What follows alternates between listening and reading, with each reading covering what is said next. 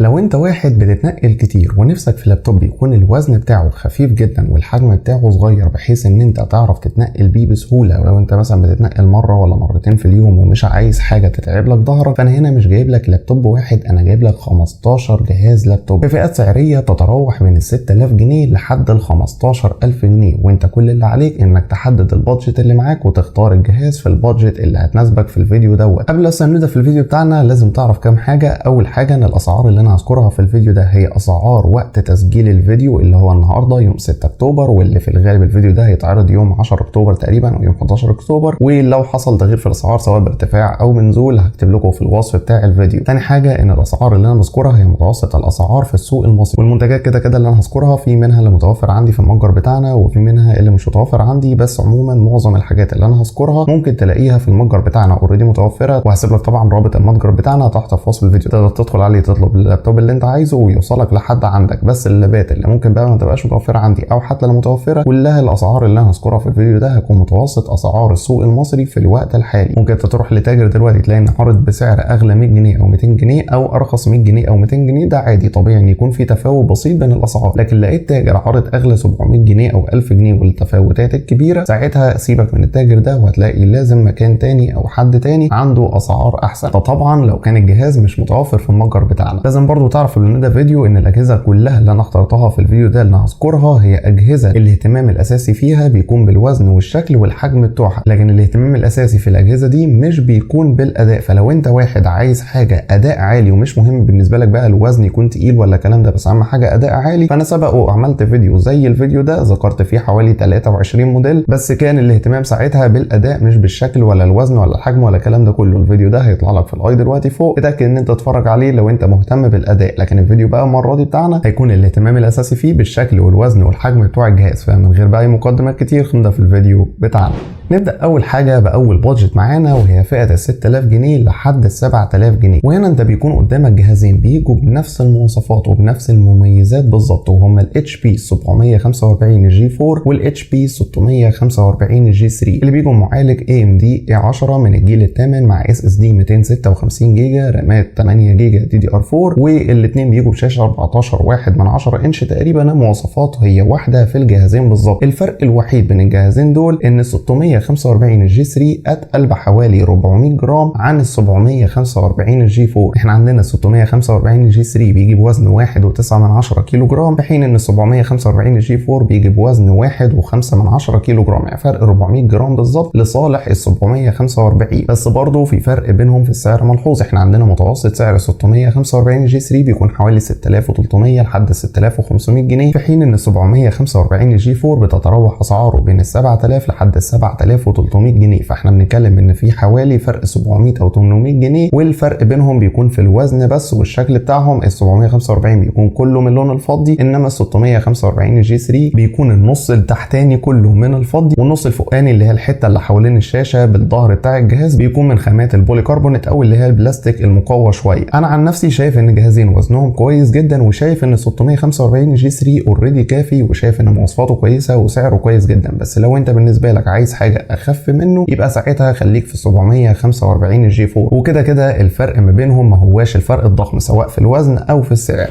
ندخل على الفئه اللي بعد كده معانا وهي فئه ال 7000 جنيه لحد ال 8000 جنيه، وهنا احنا معانا لابين. الاول هو اللينوفو ال A485، النسخه اللي بتيجي بمعالج الرايزن 3 الجيل الثاني. النسخه دي كويسه جدا بالنسبه للسعر اللي هي بتيجي فيه، الاداء بتاعها ممتاز. الجهاز بيجي بشاشه 14.1 انش، SSD 256 جيجا، رامات 8 جيجا، وكارت الشاشه كده كده في معظم اللابات اللي هذكرها في الفيديو ده بيكون مدمج سواء كان انتل او AMD. معظم اللابات اللي هذكرها هيكون كده كده الكارت مدمج، فهنا احنا معانا كارت اللي هو المدمج ال RX الفيجا 6 اللي موجود جوه المعالج الرايزن اللي معانا هنا، واللي زي ما قلت الاداء بتاعه كويس لو انت هتشتغل شغل اللي هو ديزاين مثلا 2D حاجات متوسطه، عايز حاجات شغل مكتبي او افلام او تصفح والكلام ده، كل ده هيشتغل معاك كويس جدا على الجهاز. هنا متوسط سعر اللينوفو ثينك باد ال A485 بيكون حوالي 7500 جنيه تقريبا لحد ال 7800 جنيه، والجهاز ده بيجي معانا بوزن 1.6 كيلو جرام. يعتبر المواصفات والاداء بتاعه اعلى شويه من ال 745 جي 4 اللي كان في الفئه اللي فاتت، ولكن في نفس الوقت الوزن بتاعه اتقل ب 100 جرام. ومع ذلك لو شلت الجهازين هتحس ان اللينوفو اخف في ايدك. هتسالني ازاي؟ صدقني ما اعرفش. فكلام على ورق المفروض ان اللينوفو يكون اتقل ب 100 جرام، بس انت لما تشيل اللابين في ايديك الاثنين هتحس ان اللينوفو اخف وانت ماسك الجهازين في ايدك. طب لو انت بتدور على حاجه تكون 15.6 انش وفي نفس الوقت برضه يكون الوزن بتاعها خفيف وفي نفس الوقت برضه سعرها ما يعديش ال 8000 جنيه، هنا انا ارشح لك الاتش بي البرو بوك اللي هو 455 الجي 3. ده مواصفاته تعتبر نفس مواصفات بالظبط ال 745 الجي 4 اللي كان لسه في الفئه اللي فاتت، اللي هو الاي ام دي الاي 10 الجيل الثامن، الكارت الاي ام دي الار 5 اللي هو المدمج كده جوه المعالج، اس اس دي 256، رامات 8 جيجا، وشاشه 15.6 انش. ومتوسط سعر اللاب ده في الوقت الحالي بيكون حوالي 7800 لحد 8000 جنيه، واللي بيجي بوزن 2.2 كيلو جرام. ولما تمسك الجهاز ده فعليا وزنه خفيف جدا، لو حطيته في شنطه وشنطه على ظهرك يعتبر من اخف اللابات ال 15.6 انش اللي ممكن تشتريها في الوقت الحالي تحت ال 8000 جنيه.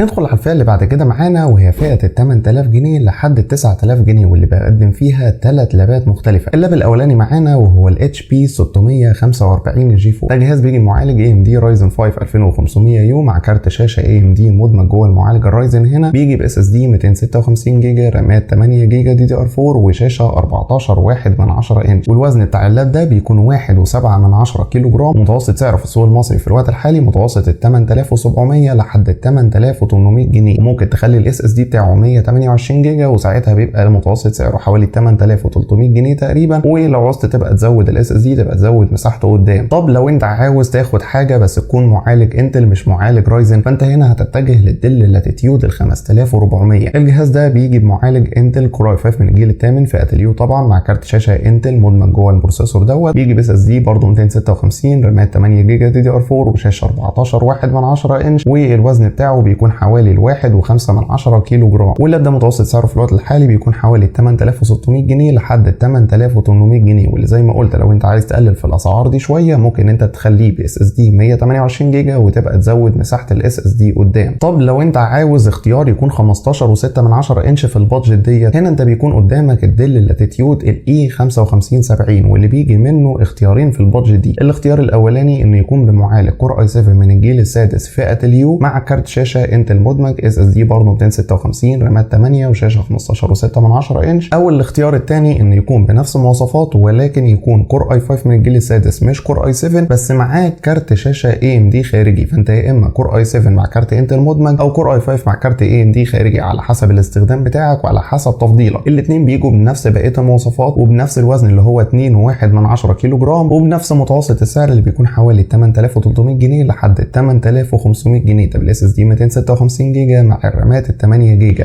طب لو انت هتعرف تطلع شويه وتدخل على البادجت اللي بعد كده اللي هي من اول ال 9000 جنيه لحد ال 10500 جنيه، هتاخد لابات مشابهه لللابات اللي كانت في الفئه اللي فاتت بس مع امكانيات اعلى شويه. فهنا انت اول حاجه ممكن تاخد حاجه زي الاتش بي 645 جي 4 اللي هو الجهاز اللي ذكرناه في الفئه اللي فاتت بنفس المواصفات هي بنفس الوزن، ولكن بالنسخه بقى اللي هي الرايزن 7 مش الرايزن 5، واللي بيكون متوسط سعرها في الوقت الحالي متوسط ال 9500 جنيه تقريبا. طب لو انت عاوز اختيار 15.6 انش برضه، ساعتها انت هتجيب نفس برضه اللاب اللي ذكرناه في الفئه اللي فاتت اللي هو الديل ال 5570 ولكن بالنسخ اللي هي الاعلى منه شويه. فهنا النسخه اللي انت هتقدر تجيبها في البادجت دي هي النسخه اللي بتيجي معالج كور اي 7 من الجيل السادس الاتش كيو مع الكارت الاي ام دي ال 2 جيجا ونفس بقيه المواصفات اللي هي الاس اس دي 256، رامات 8 مع شاشه 15.6 انش. متوسط سعر النسخه دي في الوقت الحالي بيكون حوالي ال 10500 جنيه تقريبا.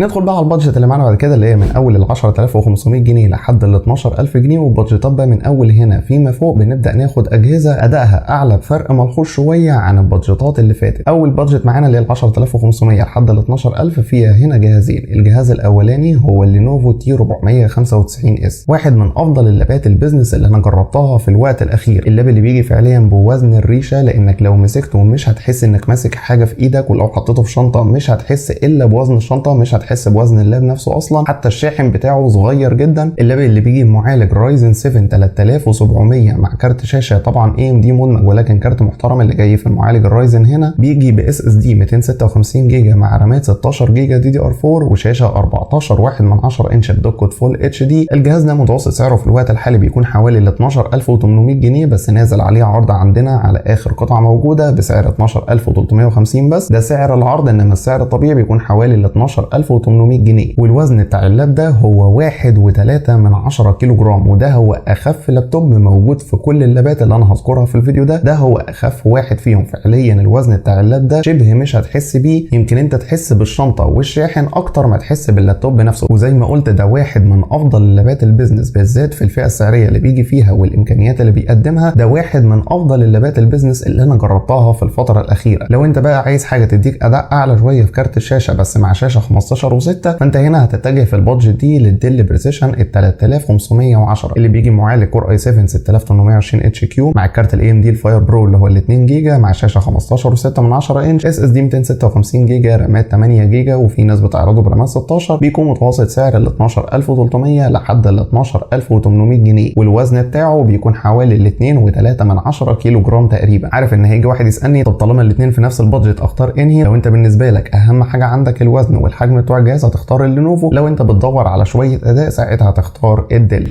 ندخل على البادجت اللي قبل الاخيره معانا، وهي فئه ال 12000 جنيه لحد ال 13000 جنيه، واللي برضه بيجي فيها جهازين. الاول هو الديل بريسيشن ال 5510، النسخه اللي بتيجي معالج كور اي 7 من الجيل السادس فئه الاتش كيو مع كارت شاشه انفيديا ام 1000 ام 2 جيجا، شاشه 15.6 انش، اس اس دي 256 جيجا، ورامات 8 جيجا. السعر بتاع الجهاز ده في الوقت الحالي انا لقيته فيه فروقات كبيره جدا عند التجار. لقيت ناس بتعرضه ب 14000 جنيه، ولقيت ناس ثانيه بتعرضه ب 12000، وناس بتعرضه ب 13. انا شايف ان السعر اللي الجهاز ده يستحقه في الوقت الحالي هو متوسط ال 12800 جنيه بالاس اس دي 256 مع الرامات ال8. ده السعر اللي انا شايف ان هو يستحقه في الوقت الحالي ده للنسخه اللي هي الفول اتش دي اللي هي ما بتبقاش تاتش. النسخ ال 4K تاتش بتزيد في السعر حوالي 700 جنيه لحد 1000 جنيه على حسب كل تاجر وسعره، لكن انا شايف ان الجهاز ده ما يستاهلش في الوقت الحالي انه يتعرض ب 15 او ب 16000 والاسعار الفلكيه اللي بشوفه بيتعرض بيها. وزي ما قلت حتى لو كان النسخه ال 4K تاتش منه انا شايف انك ما تدفعش فيها في الوقت الحالي اكتر من 13700 لحد 14000 جنيه. ده اقصى حاجه تدفعها في الجهاز ده في الوقت الحالي. والجهاز ده انا عارف ان مع انه معدن والناس هتقول لي بس ده اكيد وزنه هيبقى تقيل، بس الجهاز ده وزنه 2 كيلو ويعتبر وزنه اخف من ال 3510 وال 5570 اللي ذكرتهم في الفئات اللي فاتت، مع ان ده معدن بس لا يزال الوزن بتاعه اخف بحوالي 150 ل 200 جرام عنه. اللاب التاني بقى واللي ابهرني فعلا مجرد ما مسكته وهو الاتش بي 845 جي 7، واللي بيجي منه نسختين. النسخه الاولانيه اللي هذكرها في الفئه السعريه دي، والنسخه الثانيه اللي هذكرها في الفئه السعريه الجايه. النسخه الاولانيه اللي بتيجي معالج رايزن 5 4650 يو، ده معالج 6 انويه 12 مسار تردد تربو 4 جيجا هرتز. دي مواصفات ما شفناهاش الا في الكور اي 7 الجيل الثامن فئه الاتش، دي مواصفات بتيجي في لابات وورك ستيشن. فاننا نشوف المواصفات دي موجوده في معالج في لابتوب بيزنس معالج رايزن، معالج استهلاك الطاقه بتاعه مش كبير ومع ذلك بيقدم لك اداء ممتاز فعليا. لو انت هتشتغل على برمجه او هتشتغل على برامج ديزاين، المعالج هنا ممتاز وانت شغال على الجهاز. مش هتحس انك ماسك جهاز بيزنس، لا بالعكس انت هنا هتحس انك ماسك جهاز كانه ورك ستيشن صغير في ايدك مع انه من فئه البيزنس. بس الاداء بتاع الجهاز هنا فعليا ابهرني، واللي ابهرني اكتر من الاداء الصراحه في الجهاز ده هو الشاشه بتاعته. وهنا انا مش ببالغ لما اقول ان انا اول ما مسكت الجهاز ده انا فعلا افتكرت ان الشاشه 4K، ودخلت على طول على قائمه ديسبلاي سيتنجز عشان اعرف الريزولوشن بتاعها، واتفاجئت لما لقيت ان الشاشه فول اتش دي. بس انت لو اي حد مسك الجهاز ده اول ما يبص على الشاشه هيقول لي شاشه 4K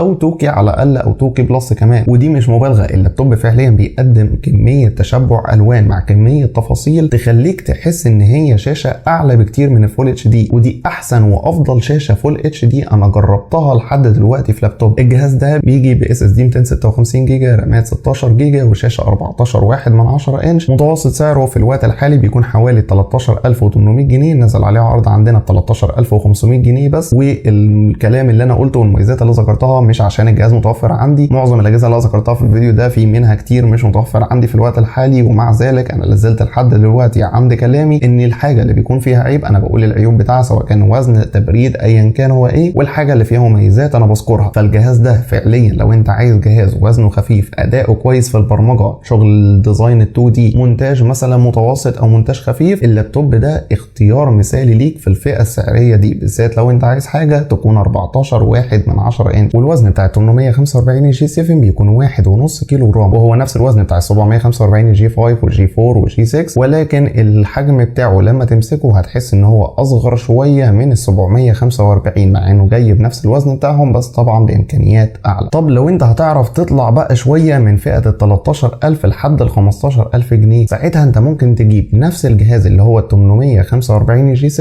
بس تقدر بقى هنا تجيب النسخه الرايزن 7 منه. طب ايه اللي بيميز النسخه الرايزن 7؟ اللي بيميزها ان هي بتيجي ب 8 انويه 16 مسار تردد تربو 4.3 جيجا هرتز، ودي مواصفات ما تواجدتش حتى عدد الانويه مع التردد ده فحتى في المعالج الكور اي 7 الجيل الثامن فئه الاتش. كلام على ورق المفروض ان هي تعدي الكور اي 7 الجيل الثامن فئه الاتش، بس في الكلام الفعلي الاداء بتاعها اقل منه حاجه بسيطه، وده عن تجربه فعليه مني للمعالجين مش كلام بنش ماركات وخلاص. انت هنا لو انت بتعمل رندره مثلا لفيديو على معالج الكور اي 7 الجيل الثامن فئه الاتش، هتلاقي ان هو لو بياخد معاك مثلا 5 دقائق، فالرايزن 7 الجيل الرابع اللي هو بالثمان انويه هيقعد معاك تقريبا حوالي الخمس دقائق و20 ثانيه، حوالي الخمس دقائق و25 ثانيه، يعني فروقات بينهم بسيطه جدا، ولكن التفوق طبعا لصالح الكور اي 7 الجيل الثامن فئه الاتش. هتقول لي طب خلاص ما انا اجيب الكور اي 7 الجيل الثامن، اقول لك تمام. الكور اي 7 الجيل الثامن فئه الاتش بيجي في لابات بتكون اول حاجه ورك ستيشن، لابات بيكون سعرها حوالي 20000 وال 21000 جنيه، بيجي في لابات وزنها اتقل من وزن الجهاز ده تقريبا الضعف. فانت هنا انك تاخد معالج يعتبر كويس جدا مقارب لاداء الكور اي 7 الجيل الثامن فئه الاتش موجود في جهاز 14 انش بوزن 1.5 كيلو جرام بالفئه السعريه اللي جاي فيها هنا، دي حاجه شبه مستحيله انك تلاقيها في لابتوب تاني. متوسط سعر الجهاز ده في السوق المصري في الوقت الحالي بيكون حوالي 15500 جنيه للنسخه الرايزن 7، ولكن احنا عاملين عليها عرض في الوقت الحالي، عندنا اخر 4 قطع موجودين عاملين عليهم العرض ده سعر 15000 جنيه بس. ده بهاردات 256 جيجا اس اس دي ام دوت 2 مع رامات 16 جيجا، واللي كده وقت ما بتطلب الجهاز تقدر ان انت تطلب مننا بهاردات ورامات من مساحات مختلفه، وبنظبط لك الهاردات والرامات اللي انت بتحتاجها وقت ما بتطلب الجهاز.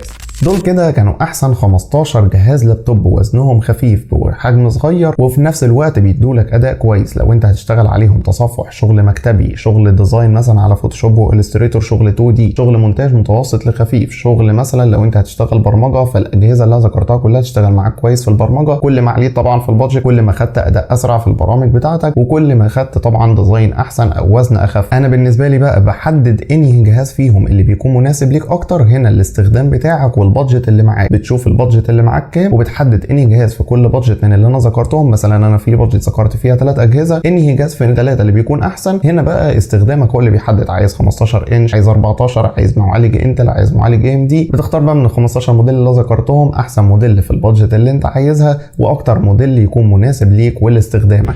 كده بقى احنا نكون خلصنا الفيديو بتاعنا. لو عجبك الفيديو ما تنساش اللايك الجميل، تنزل حالا تشترك في القناه وتفعل زر الجرس عشان يوصلك كل الفيديوهات الجديده، وتعمل شير للفيديو عشان غيرك يستفيد. كان معاكم علي عيد، سلام عليكم.